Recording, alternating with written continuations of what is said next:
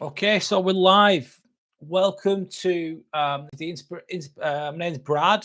This is the inspirational. Sorry, just changing the lighting a little bit. This is the inspirational ambivert channel.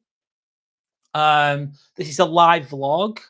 It is what date are we on now? It's Friday, the 16th of May, 2025. This is the episode 5 of the Let's Get Inspired Inspirational Ambivert live vlog. Yes, off we go. It's what time is it now? It's 22:22 as well. Amazing. 22:22, which is an angel number. Maybe I'll discuss those another time. Right. So what we're going to talk about today, or tonight, should we say? We're going to talk about NHS sick pay. We're going to talk about, and we're going to talk about the NHS job freeze. This is more prevalent to Lancashire in England, but I think it's across the country as well. So I'm going to talk about those things. Then I'm going to discuss resilience.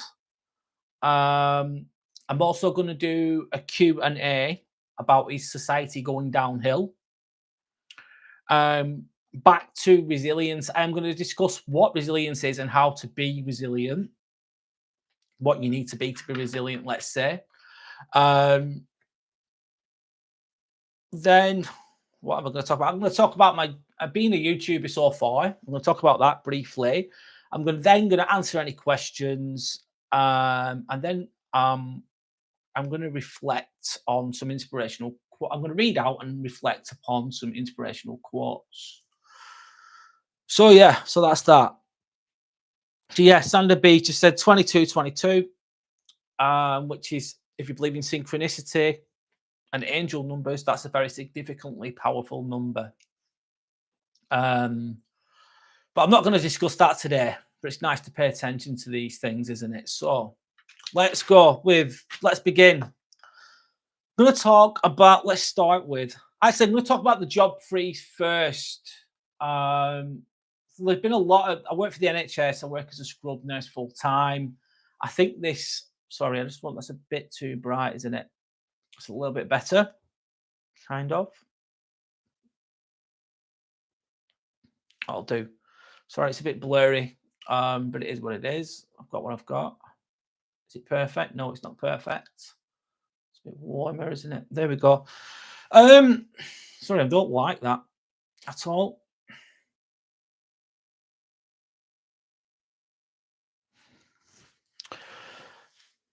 I can't wait to get a better camera, if I'm honest. Once I've got 50, I've only got 40 subscribers at the moment. Just to let you know, this is delivered in a casual, freestyling manner, reflective manner. So this is just me, just freestyling as I speak, as and when I want to. This is live. It's not like my other videos, which are a lot more, a bit more professionally done. Let's say this is more of a casual manner in which I'm delivering this. So that's that. So I'm going to talk about, sorry, losing track a little bit there. We're going to talk about the NHS job freeze and what does it mean, kind of thing. So the job freeze is what's happened recently in the last year, or maybe a bit over a year, because I work in the NHS, obviously. There's been a job freeze, so there's hardly any jobs. I've been speaking to nurses, student nurses, who have done, honestly, the degree is painful. It's not easy. It's difficult. And then there's no work for them. There's literally not. There is some jobs, but not many. And also, a lot of these jobs, you want experience. And if you're a newly qualified nurse, guess what? You haven't got. You've not got experience, have you? So there's no. Why are they doing this? I think they're just making a lot of cutbacks. This is in Lancashire, by the way, what I'm talking about. If anyone's got any comments, or anyone who worked for the NHS elsewhere in the country, in England, or in Scotland, or in Ireland, or Wales, or whatever, please comment if you've noticed any of these things, or if you've not noticed any of these things. But there's a lot of people who, yeah, sorry, I'm rambling on a little bit, but they're freezing the finances. I think this is in line with society as well. I think it's going downhill. And yeah, they're just basically they're cutting services, so people are losing their jobs or they're getting redeployed. I mean, there's less work out there, less work available, and all these newly qualified nurses, like I've said before, have just got they've no jobs. They've no jobs. Sorry, I've just got a question from Sander. Thank you, Sander, for asking a question. Do you think she's asking? Do you think it will ever get better for nurses, or is it just severely going downhill?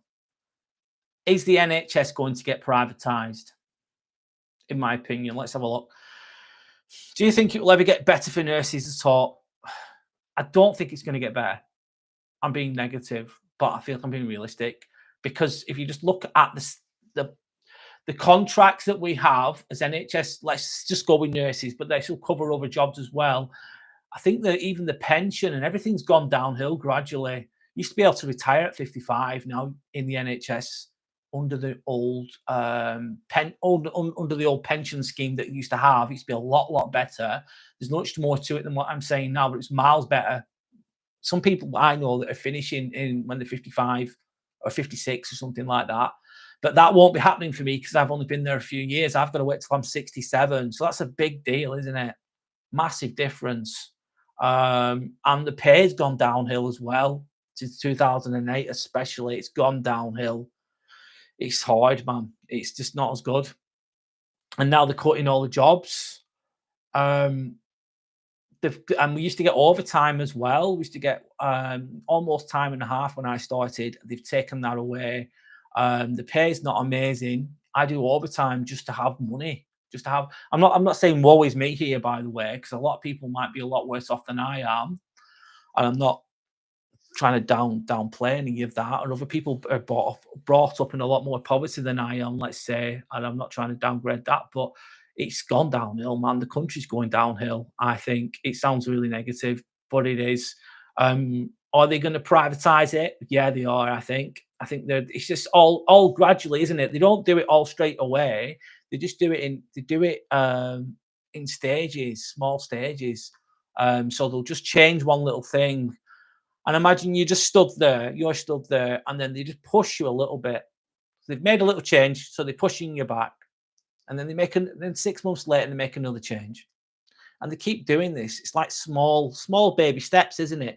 And before you know it, you're all the way over there. You were stood here, and this was the line. This is what you had. And all of a sudden, you're all the way over there, all the way back there. And you think, oh, shit, all those things that I used to have, don't have them anymore. But they're smart. They don't change it all at once. They change it. They do it incrementally, don't they? They do it gradually, do it slowly. And I think that's what's happening. And it's sad. And it's like these qualified nurses, you can't even get work. It's like crazy. Because when I qualified in 2020, I qualified. I was offered loads of jobs. There's loads of work, and now there isn't. And I don't think there's as much money in the pot, so to say, with regard to the English government. It's going downhill. There's a lot more to what I'm saying, but that's the basics of it. And it's been going downhill for a long time, and I don't think it's going to get better. Are they going to privatise it? I'm sure they'd love to.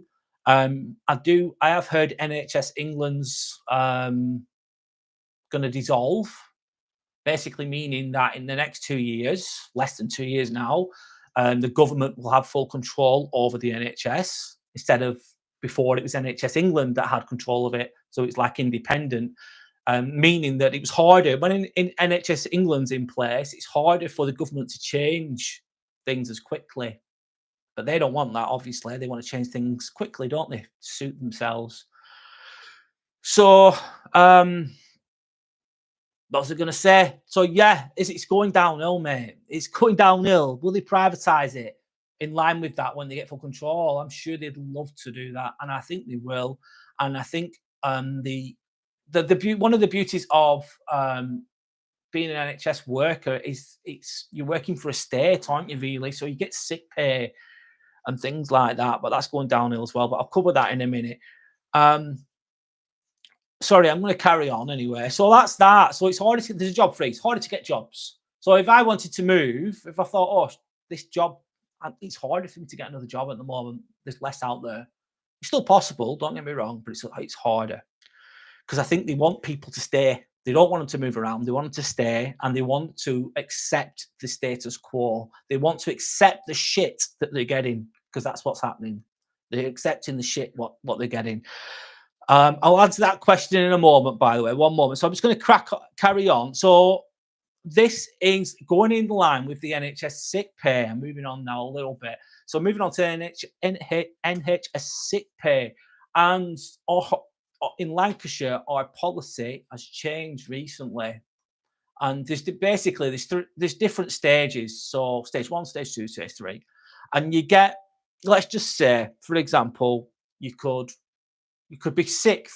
Sickness does happen, obviously. You can be sick three times in a year, and then that would trigger going on to stage 1. And basically, if you get to stage 3, that's the end stage. That's when you could lose your job. So you don't want to get to stage 3. That's not good. But if you're on stage 0, you're good. But you can have 3 sicknesses in a year, and then that would mean you go to stage 1. And then it will continue like that, stage 2, stage 3, whatever. And I think sorry, it might be boring this, but one episode could as well. You could go to stage 1 also if you have over 28 days off. So they're the parameters, okay? What they've done, they've changed that. It made it worse. They made it easier to go up the stages, which is a bad thing. So instead of having 3 sicknesses, you're only allowed 2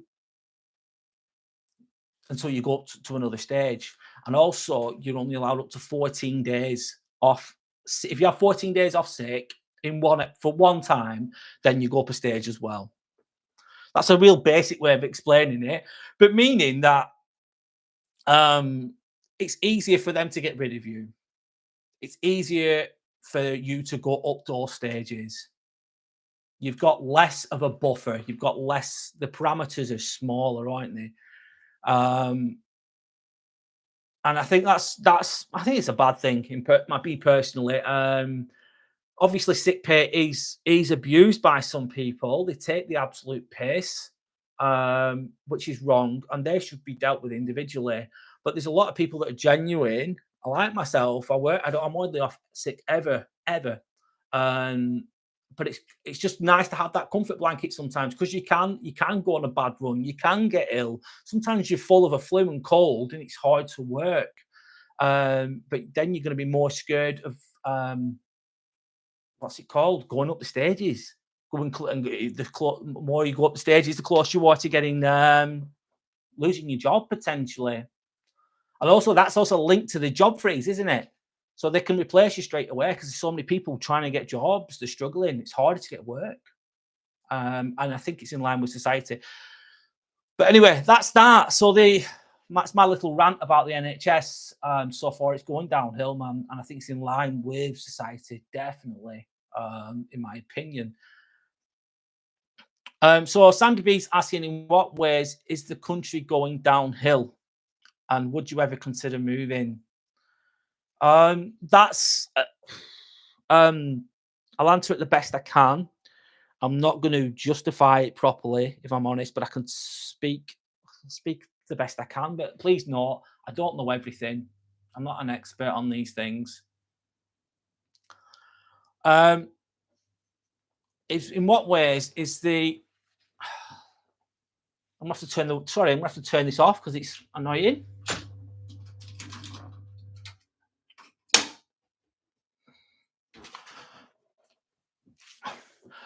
Sorry about the noise then. In what ways is the country going downhill? It's just, God, I'm going to explain it the best I can. Sorry. I think there's a lot of factors. There's a lot I don't know. But what I do know, or what I think I know, it's my own perspective. Doesn't mean I know everything. Basically, this is my old story anyway. So it used to be years and years ago, hundreds of years ago, throughout society, let's imagine 5,000 years of civilization, most of the world would be kings and queens, or aka very rich people. And then the rest of society would be really poor. They'd have next to nothing, most of society. And this was throughout all the world, throughout all societies. And then then there's a not, I can't pronounce it properly, sorry. But then in the 1950s, something changed. Something changed. For the first time in Western society, let's say England, Europe, America, for example, people could buy the homes. People could actually buy homes. They never could do that before throughout most of society, throughout all that time. And that, let's say the baby boomer era. So that was in the 1950s, and people were buying homes. So there's more money for the people. There's a lot of reasons for this. I think that they were taxing the super rich, the super rich. They weren't letting them get away with as much. They were taxing them more, and that there's a lot more to it. But the people could buy homes, which was amazing for the first time. They could own things, own cars, etc. And the 50s and 60s and 70s, which obviously had its issues, this was happening. People could do it easily. But then in the 1980s, it changed. Think about Thatcher. Think about Ronald Reagan. This is a very basic way of explaining it. I'm really sorry. But in the 80s, it changed. They let these super rich stop getting away with tax. They got away with paying taxes as much, basically. And that meant that these super rich, because they're smart, they're going to start buying up assets. And how do they do that? The basic way of doing it is going, oh, imagine just the average person, I'm going to buy that house. But imagine I bought a home in the 50s for £10,000. And then it got to the 80s and that house is worth £200,000. I'm thinking, happy days, I'm winning. Look at how much my house is worth. It's worth £190,000 more. The super rich will just buy those houses. And then the working class, like myself, would think I'm winning, which maybe short term you are. But then, because they were buying up all the houses throughout society, whatever, the house prices have started to go up. Which you've noticed, haven't you? It's a lot harder now to buy a home compared to what it was like then. Sorry, 1 second. Drinking.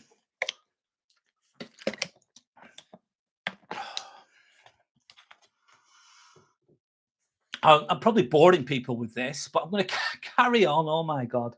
So that's what's happened. So basically, the super rich then started to buy up the assets in the 80s and 90s. But the working class had money then. They were doing okay, let's say. Life was different then. Life was better then. But it was going downhill slowly. And then in 2008, fast forward to 2008, there was a big crash, wasn't there? So all throughout the 80s, 90s, up to the 2008, the super rich were lending the working class money because we were earning interest on it. And we were spending it and we were loving it. And it was good times. In 2008 crash happened, meant that we didn't realize they couldn't lend the working class money anymore.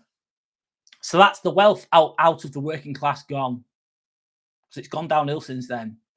And then obviously COVID happened, which even it feeds that even more. And then, sorry, long story short. So then what happens after 2008? The government steps in because they think, oh shit, there's no money. And then what happens to the governments? Think about the government in England. Is it in debt? It's in loads of debt. So that's the working class off the table. That's the government off the table. They're off the table because they're in debt.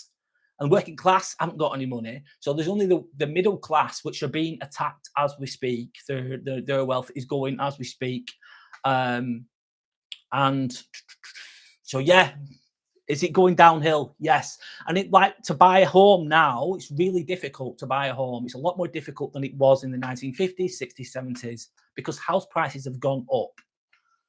Because the super rich have bought all the assets and they pumped the prices up.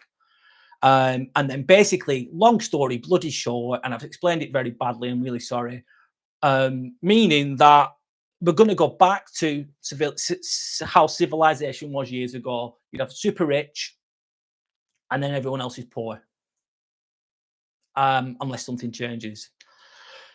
So that's the basics of how the country's going downhill, and you can just see it in the streets. A lot of unhealthy people. We've got a very weak society. People just really, a lot of morbidly obese people, eating bad food, not living well.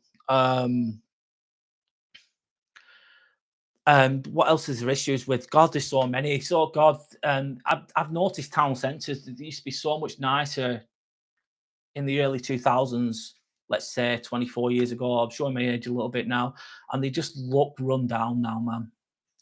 I think obviously there's immigration issues. I'm not trying to be racist or anything like that at all, because there's a lot of hardworking people from other countries that come here and they work and they're absolutely brilliant and they help society. They're healthy. I work with a lot of the overseas professionals, and a lot of them are so intelligent and so productive and so useful to society. They really are a credit. They're a massive, massive help. However, I'm on about obviously this. But I'm obviously I'm on about immigrants that come over and don't work. And there's English people that do that as well, of course. They don't work either. There's a lot of people that don't work. They don't do anything. They're lazy. They just take. They're just dead weight. And there's a lot of them in society. And I don't think it's a good thing. How do you change that is a big, big thing anyway. So I don't want to go on too much about that. Sorry, I'm answering that the best I can in a long-winded way. So is the country going downhill? Yes, it bloody is. Comment if you think any different. Am I right? Am I wrong? Because I'm probably missing out loads of things. And would you ever consider moving? Well, a lot of people are leaving the country, aren't they? They're moving away. So yes, I would consider it, but I need to know that I've got opportunities elsewhere beforehand. But I would move potentially, yes, because I think it's going to carry on, and that's all linked to, even if you just look at the NHS bloody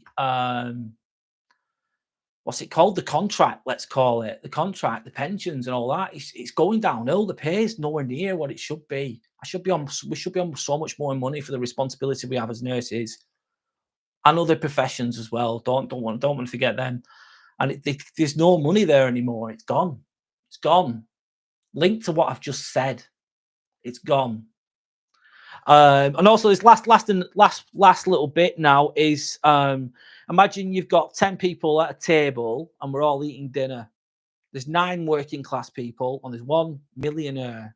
The millionaire is not super rich, but he's well off. He's got a local business. He has 20 people working for him, for example. He's a millionaire.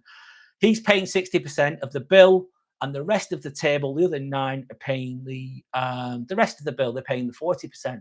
But what's happening is the millionaires are leaving the table because the government's saying, we want more money from you.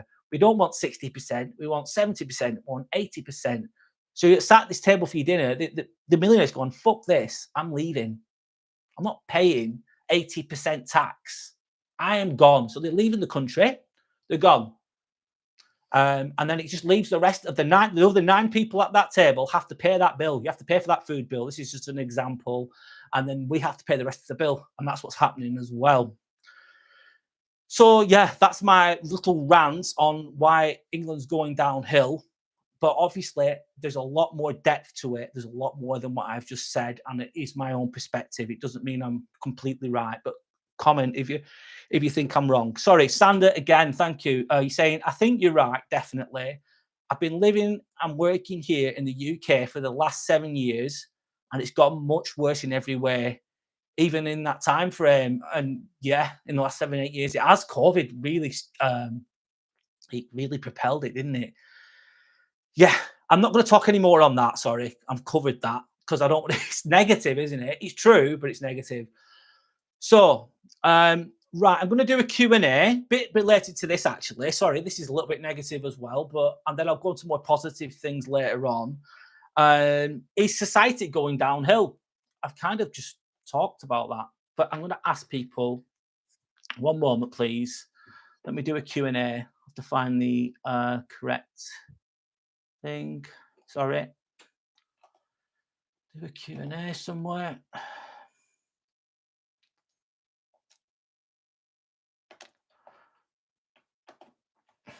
So let me just write this in first. One sec. Sorry about the wait. And this doesn't have to just be England. It could be Europe. I think it all is. I think there's a lot of changes going on. It can be scary. Is there a chance of war in the future? God, this sounds depressing, doesn't it? It sounds really shit. But it could be, yeah. Ups and downs, I suppose, of life. A very basic question: is society going downhill? And let's start the Q&A. And yeah, as I've already discussed for the last 20 minutes in my own way, yes, I do fucking think it's going downhill big time. And it's just how do you manage those things? How do you get through those things? So that's moving me on to something a bit more positive. I'm talking about resilience and what resilience is. I'm going to talk about, and I'm also how to be resilient. And it's easier said than done. And I'm only going to talk about what I can. I'm only going to say what my own perspective is in a casual, reflective manner. Let's say. So, what's resilience? It's the ability to recover from and adjust easily to challenges, isn't it? It's the ability to deal with the shit that gets thrown at you in life and how well you deal with it. And what do they say about strong people? Strong people can adapt. They're good at adapt. Strong people are good at adapting. Water off a duck's back, or whatever you want to call it. That's a quick idea what resilience is. So let's break down how to be resilient. So first thing I'm going to talk about is, I think I've just kind of mentioned it, it's adapting to challenges. So that could be difficult life events, mental, emotional, psychological things, and having that flexibility to, let me think, to adjust to both external and internal demands. So let me reflect on that. It's just like when challenges of life, like thinking about, oh shit, I've lost my job. What do I do? What do I do? No money coming in. I can't pay the rent. The wolves are coming at the door because that's what's going to happen if you can't pay your rent. And it's just having that right. I've got to find another job. I've got to find another thing. I've got to do something else. I've done it. I've done it recently within my job because they took away. I do overtime every week, like I said, because the money's not that good as being a nurse in England. It's not that good. So I've had to find other work elsewhere. They took away the overtime rate. They've reduced it, and they've reduced the hours that are available. So basically, I used to get overtime every week. So I'd have that extra income, and now it's been taken away. So I've been applying for jobs. I work for private hospital as well, which I'm working at tomorrow, and I can work at other hospitals as well within the northwest of England. So I've had to adapt to those challenges. I've had to move with it. Just this is only a small thing, obviously, but that's what you got to do. You got to hustle, haven't you? Also, I'm doing this as well. I'm adapting to challenges, trying to create something, of my own. Obviously, it's not perfect, but I'm getting there. So that's that, adapting to challenges. Now, another one, which is kind of linked. So moving on, that's that. So the next thing about resilience is bouncing back. So it's dealing with the shit, isn't it? The setbacks, them stressful situations, things that you didn't expect or want. That could be traumas, and that's physically and psychologically. So it's bouncing back because guess life's going to twat you, mate. It's going to hit you hard, isn't it? It's going to hit you hard. It's rolling with the punches, man. Again, this is easier said than done. And obviously, some things are harder to deal with than others, aren't they, man? Imagine losing a loved one. That's going to be a tough one to deal with, isn't it? But it's dealing with the stress. Like something bad's happened, something's gone wrong. And then it's okay. Obviously, first off, you're like shocked. You're thinking, oh shit, I didn't want this. And then obviously, it's okay to be angry for a little while. I get angry sometimes, thinking, fuck this is not good. I'm not happy about this. What do I do? Fuck. And then it's like, it's okay, be there for a little while. And then I imagine myself, if there's a situation going on, imagine myself taking a step back. So I visualize myself taking a step back and I think, right, let's assess this situation. How do I get out of this? What can I do? You start looking for solutions, but you've got to be calmer. You've got to take a step back. You've got to take a breather, get some situational awareness. Look around the room, see what's going on. That could be someone could just have dropped on the floor, for example. They're having a heart attack. You've got to have that situational awareness and that ability to adapt to the situation. And also, I think I've just mentioned bouncing back from failure. Sometimes You're gonna fail, man. Like this, what I'm doing now, like I've got 40 subscribers. It's not a lot, really. I do every single week. I could see that as a failure. Maybe it is. Bouncing back though, just keep going. Just keep going. Roll with the punches, man.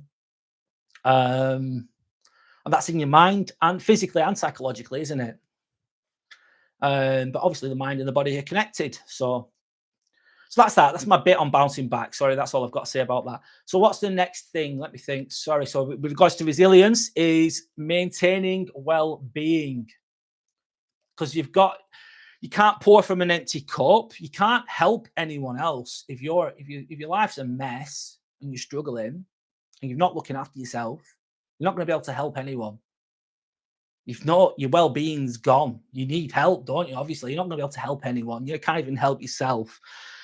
So to be a resilient individual, you've got to maintain that mental and emotional well-being. You've got to maintain it, even in the face of adversity and challenges. So how? Let me think now. Let me think. Sorry. How are you going to maintain that mental edge and that emotional well-being? It could be me. It's going to the gym. Going to the gym. Resting when you need to rest, expressing I express if something's pissing me off, I'll express it, I'll talk about it, and then I'll think, right, what can I do to change it? Or if I can't change it, I accept it and I keep going. And obviously, I think there's a lot of different things you could do. I do a lot of reading as well. I'm reading actually a book called The Hard Road Home, and that's written by an ex-SAS soldier. It's a very good book. It's about resilience. So reading things like that, and just having that, I don't know, having that, being tough as old boots, I suppose, having that psychology, just thinking I can do this. I'm good. I'm healthy. I'm strong. Eat well, sleep well. Taking magnesium, taking creatine, taking supplements that are going to help you, getting that rest, reflecting on things, being honest with yourself as well, because sometimes you fuck up, don't you? Life, you're going to fuck up, mate. So trust me, you're going to fuck up and you're going to make mistakes. And it's being honest with yourself and going, do you know what? That was my fault. That was my fault. And that can help you, because you're learning from it. You're learning from your mistakes. You're accepting your flaws. A lot of people don't do this at all, ever. People are never wrong. Some people are never wrong. Some people go around insulting people, spitting in the face, basically. And then eventually someone punches them, for example. And they go, oh, why have I been punched? I haven't done anything wrong. I'm a good guy. It's thinking, no, you're not. You're a dick. Sorry, I'm going on, but this is an example. But if you accept your flaws, you're aware of them, you can work on them then, can't you? And then you're not so... You've got a healthy ego, let's say, a healthy ego. Then it's good to have a healthy ego. That's going to help you deal with the setbacks and the shit that happens. And also, I think you get a lot more respect as well, having integrity, being real with yourself and with others. I'm not covering everything here, by the way. This is just me freestyling. I'm freestyling. I'm just going with the flow with this conversation. What else can I say about that? There's a lot more to it as well. Obviously, there's meditation, yoga, things like that. Just doing things that make you feel good. Look after yourself, basically. And then you're solid. You're strong then, aren't you? And also imagine, like, when I go to the gym, I do weights. I don't do loads. I just do a bit. I imagine my muscles as body armor because it helps me, keeps me strong, And I imagine reading is my body armor for my brain as well. Reading, knowledge is power, as they say, as long as you use it correctly.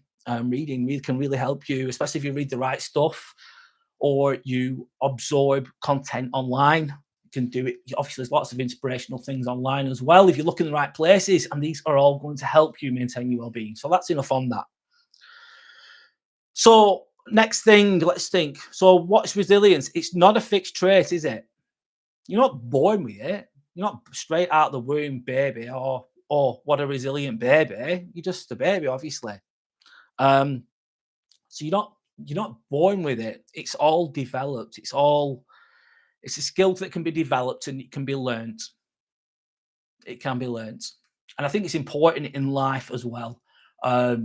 especially as I was going on before, is society going downhill? Um, yeah, it is. Is it going to get harder? I believe it is.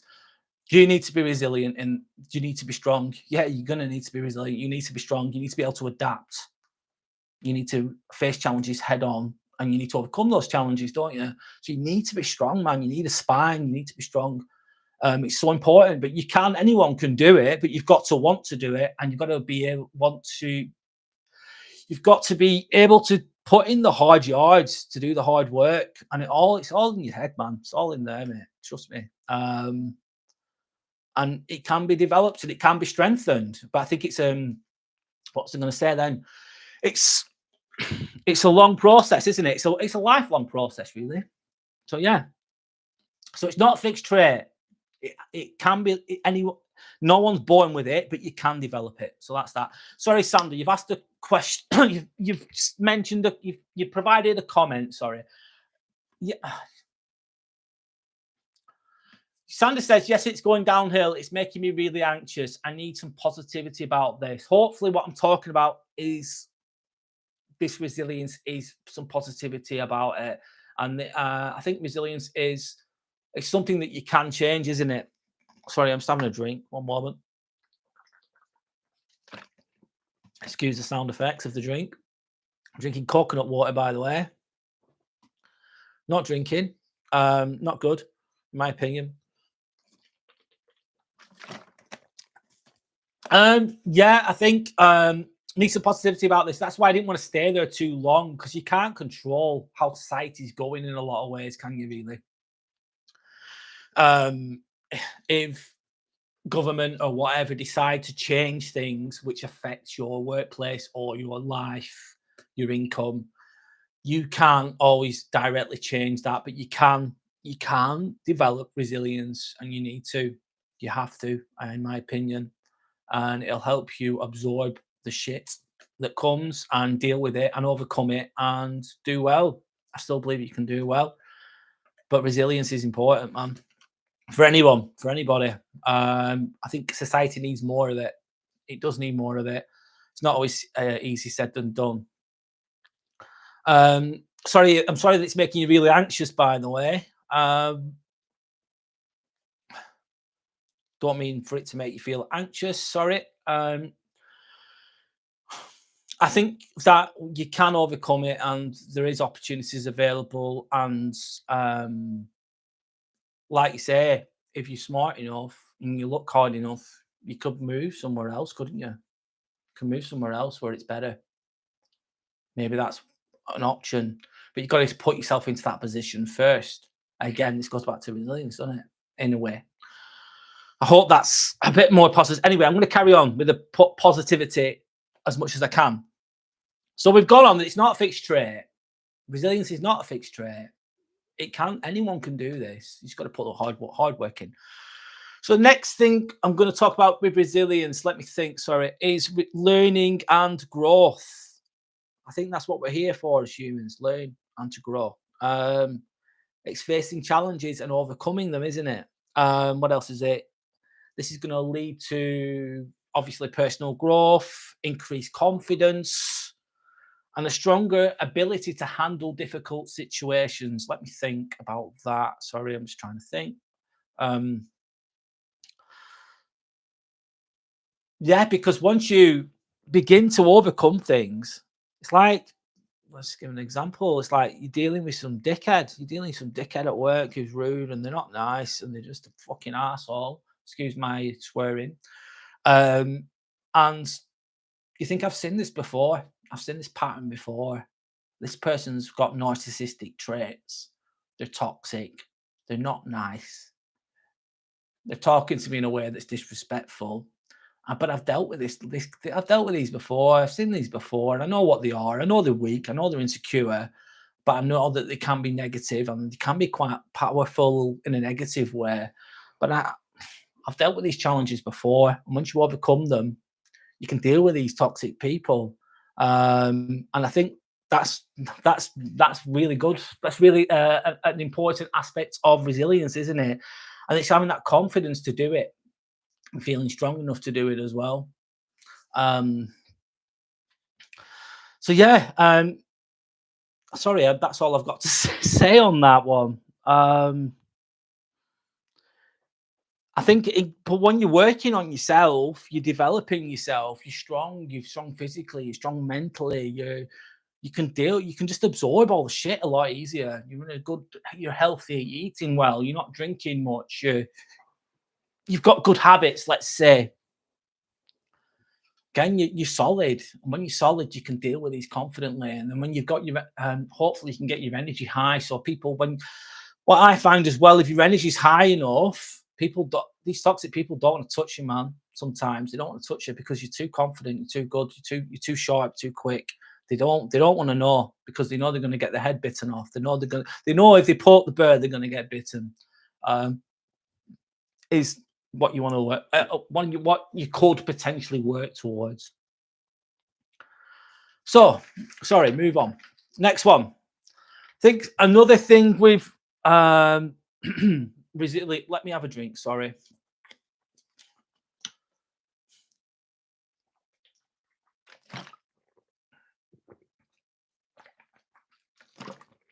Please excuse the sounds of me drinking. Not exactly entertaining.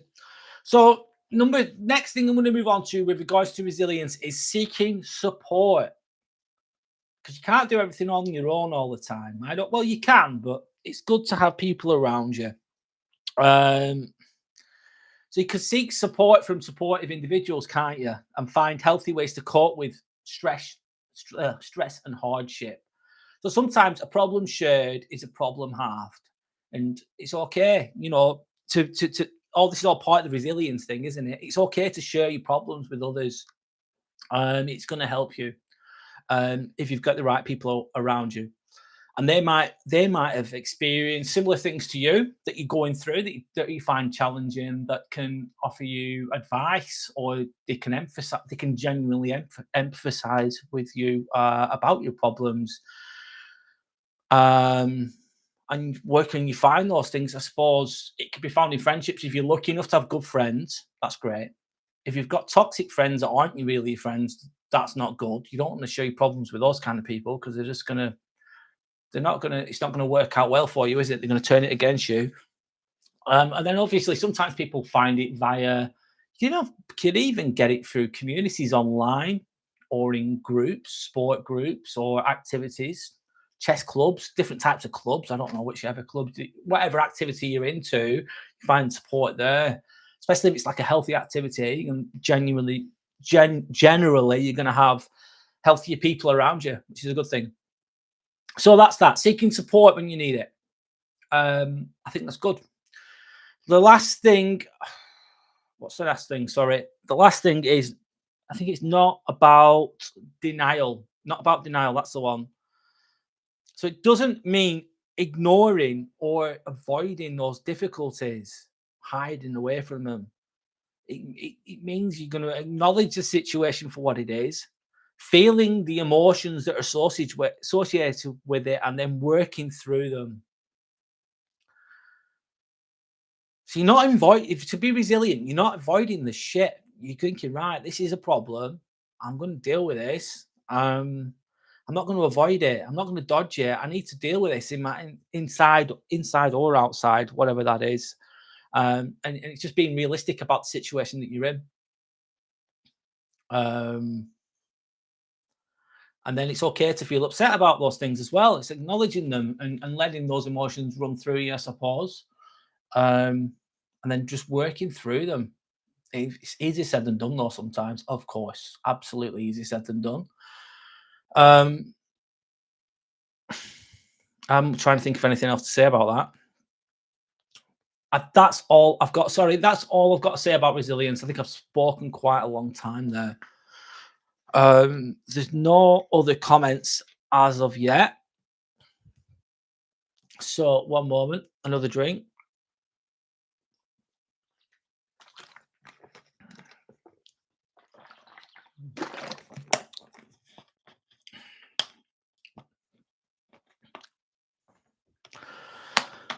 A little bit more resilience, sorry. So it's about turning up when you don't feel like it. Start turning up when you don't feel like it. doing the right thing when no one's watching. It's like right now, no one's watching. But have I turned up?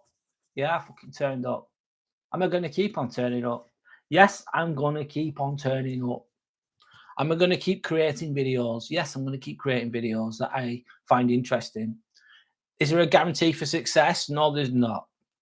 That leads me on to being a YouTuber so far. Like, it's difficult. Anyone, I think I've seen some posts about, or I work 9 to 5 and a YouTuber's earning blah, blah, blah amount of money. And yeah, some of them are, but most people aren't. And it's very, it takes a lot of work to get, I think a lot of work and a bit of luck to get to that point to be like, let's say, a successful YouTuber, which I am not at the moment. I'm not at the moment. I'm doing my best. So yeah, it's really difficult even to become monetized. It's a lot. It takes a long time. Maybe some people get there quicker.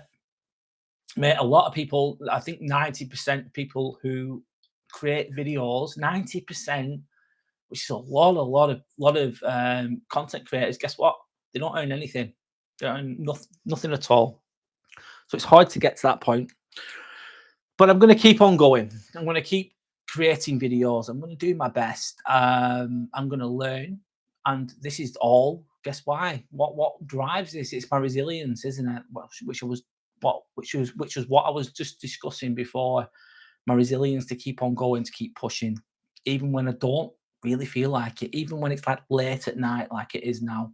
I'm still turning up. I'm still going to keep going, and I'm going to help people, and I'm going to do well.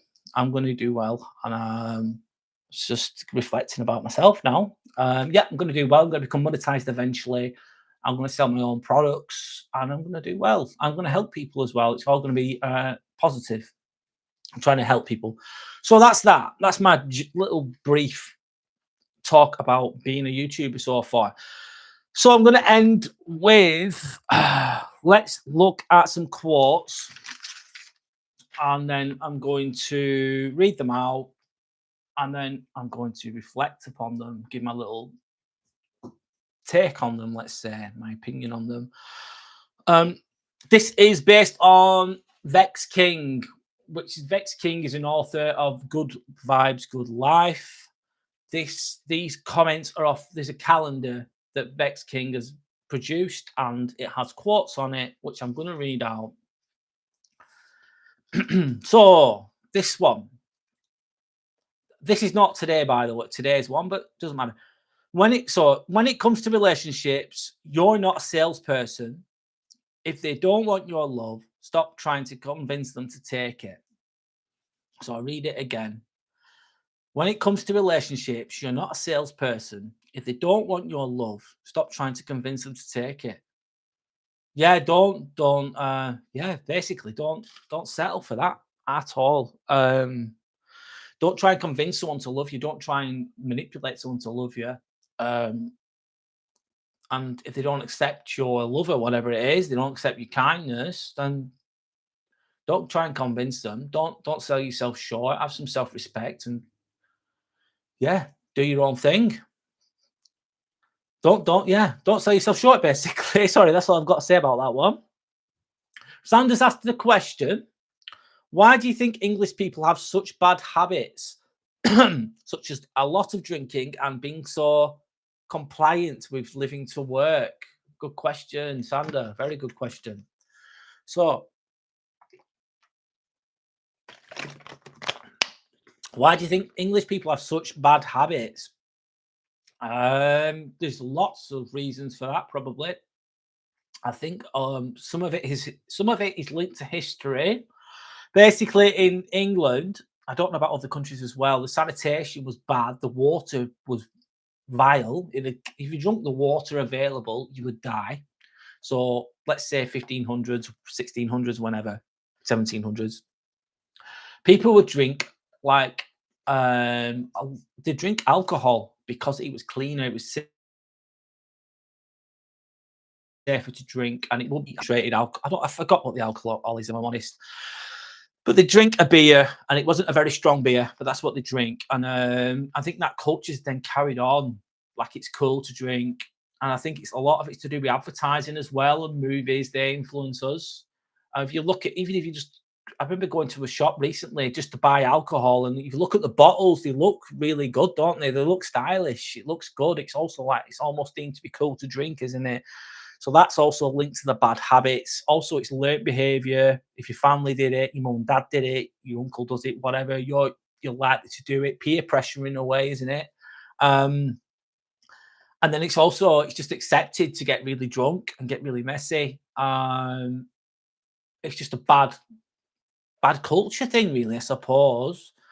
There's probably a lot more to that as well. A lot of people as well are just hiding their emotions, aren't they? They just because life's harsh, life's not easy. So what do? They drink, so they numb the pain.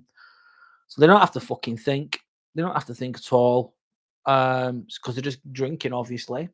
So this numbing, it's numbing the mind, numbing the brain from the difficulties of life via alcohol. And also it gives you a little bit of a, it's like a substitute for success as well, isn't it? So I'm drinking some beer. I feel good. I feel good. Let's say successful to an extent in that moment because you're drunk. That doesn't mean you're successful, by the way. It's just a thought. And that's it. It's not good though, is it? It's not good. So, and another question, sorry, Sanders. So you're saying, so I've mentioned the drinking. So moving on, and being so compliant with living to work. I'm probably one of those people. God, I'm so compliant. I'm a slave, basically. Like a lot of people, in my opinion, we just work to live, don't we? Live paycheck to paycheck. You're only two payments. I'm only two months, two missed payments of work, and then I'm homeless potentially. It's a rat race. Yep. Why are we so compliant with it? We accept it, don't we? We accept the crumbs given, and then we carry on. And I think there's I suppose if the government gives you enough crumbs, let's say a little bit of money to go out and drink, a little bit of money to go on a holiday once a year, a little bit of money to just have an average car, a little bit of money to just live, basically, just enough. Not too much, though. Not too much, mind. They don't give you too much. They'll just give you enough to keep going. And then you're just in this rat race and you're just carrying on. And that's all you know. I'm trying to get away from this as well. It's and also a lot of people think, all right, I want to get away from it. But a lot of people they struggle with it. It's not easy. It's really not easy. A lot of businesses fail. 90% of businesses fail. Doesn't mean that you can't achieve it. And there's a lot of reasons for that. So they're just compliant because they don't feel like they've got a choice. They don't know what else to do. So I can definitely understand that feeling because I think, what else do I do? I can't not work. I need to do something. Then you look at the opportunities available to you based on opportunities in the demographic of where you are, and also based on your experience and the education level, I suppose. And you just take the best you can and you make the best of it. And that's what a lot of people do. And they just carry on. And then they've got obviously the distractions to keep you numb is the alcohol, the entertainment, the football, the rugby, the sport, boxing, whatever you want to watch, which are good things, don't get me wrong, to some degree, but we're just stuck in that circle. So anyway, that's enough of that. I'm moving on. Thank you for your questions, Sander. I really appreciate them. They're really good. Really, really good. Thank you. Let's have another quote. So we've got, it's amazing how free you can become when you accept that it's not your job to fix, regulate, expand, or pacify other people's emotional experiences. So much sacred energy gets reserved and preserved. Let me read it again. It's amazing how free you can become when you accept that it's not your job to fix, regulate, expand, or pacify other people's emotional experiences. So much sacred energy gets reserved and preserved. So, what does that mean? One moment. I'm just reflecting on it a little bit. basically people are going to act emotionally to things, and it's not your responsibility. Their emotions are their responsibility. They are, as our own our emotions are our own responsibility. Um, Obviously, it's no harm in trying to help someone or trying to listen to the problems, trying to help them or whatever. But you you can't really fix it, can you? You can't fix how someone else feels. I don't. You can maybe help them or listen to them if they're open to it. But so if someone's angry, for example, and they're not listening to anyone, they're just going to be angry. Nothing more, nothing you can do about it. And then basically, the quote saying you're gonna save so much energy, your own protect your energy, protect your power. It's like, no, I'm good. I'm keeping that. You can be pissed off over there. You can cry over there. I'm gonna keep my energy here. Easier said than done. That sometimes, though. Um, but yeah. Okay, next one. This is today's. How long have I been going for now? 55 minutes. Okay, so next one. Pursue your biggest, most ambitious goals with joy, curiosity, and excitement instead of fear. I like this one. So pursue your biggest, most ambitious goals with joy, curiosity, and excitement instead of fear. So I suppose I could link that to this, couldn't I? I'm creating videos, and it's good to have find some fun in it, some solace in it, and go for it. Really, just enjoy the process. Don't be caught up with the things that you can't change, the variables. Like you can't control. You can't control a lot of things, can you? But you just go for it. Basically, I'll read it again. Sorry. Pursue your biggest, most ambitious goals with joy, curiosity, and excitement instead of fear. So anticipate positivity more instead of negative, and anticipate negativity less, basically, which is what I'd say about that. Okay, I think I'm done. That's all I've got for this live vlog. I'm gonna if you want to comment, please do. I'll respond the best way I can. Please note that this vlog is just a live vlog. It's done in a casual, reflective, freestyling manner. I'm gonna bring out more content in the future. I think I'm gonna go. I've talked a lot. If you look at my channel, you can look at my channel if you want. If you can like, that's great. Subscribe. If you want to see more content like this, then just subscribe as well, please, if you can. If you want to, of course. If you don't, that's fine. I have talked in my last videos a lot about I have talked a lot about what's it called, being a man and a man, emotions of a man, and stoicism and that kind of thing recently, and the challenges of being a man in the modern day society. I've done a few videos on that recently, but I am going to be going into resilience. So, right, I've got another question. Okay, I'll answer. Thanks, Sander. Again, thank you for your questions and your comments. What keeps you resilient besides gym and reading? Good question, man. That's a good one. Yeah, because I have gym, reading. I think it's the desire to self for self improvement. That internal desire for self improvement, thinking, and that desire to do well, having goals and things like that. Yeah. That's what keeps me resilient. That's what keeps me going as best I can. Yeah, because what else keeps you resilient? Yeah, that does, and also it's past experiences as well, like dealing with shit, dealing with bad times, and coming through it, and then reflect. Having those sometimes bad experiences can be your best teachers, can't they? And going through things as well. It's like I don't know, just dealing with things and internally and thinking, do you know what? I've succeeded, and reflecting upon those things, thinking, do you know what? I've done all right. I've done well. I remember getting through that. I remember achieving that. I also have a mentality of everything I put my mind to, I achieve every single time, and that helps me be resilient as well. Obviously, gym and reading are great, really good, really, really good for resilience. But I think it's just just having those shitty experiences in your past. And then when you come through them, which is not easy at all, really difficult sometimes, at the time, especially. But when you come out the other end, you've got that wisdom then, you've got that experience, you've dealt with it, and you can use that for challenges going forwards, I believe. Um, so yeah, sorry, this is the end of the vlog. I've gone for an hour now. It's like 20 past 11 at night. So I'm going to stop. I'm going to finish. Thank you for anyone who's listened. Thanks for your time. What else can I say? I don't know.